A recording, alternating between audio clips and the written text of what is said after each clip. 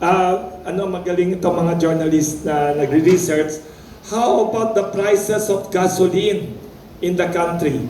How about the prices of gasoline? Is the ERC the one responsible sa mababa o mataas na presyo ng gasolina?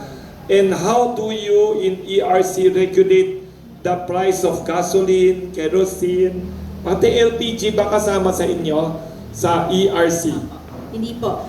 Unang-una po, ang presyo ng gasolina, kerosene, LPG, they are already deregulated. So wala na pong nagdidikta except the market. Free market na yan. Opo. So wala na pong nagdidikta po niyan. Pero nasa jurisdiction po yan ng DOE, Department of Energy. Pwede pang mag-intervene ng DOE? Ay, hindi rin Hindi po. rin pwede? Hindi rin po. So, it's fully deregulated na po. Sorry to interrupt your answer. Kasi naano ako dyan. In the mercy of free market forces?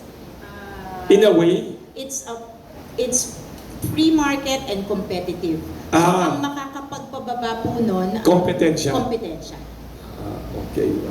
Magandang tanong yan. Ang daming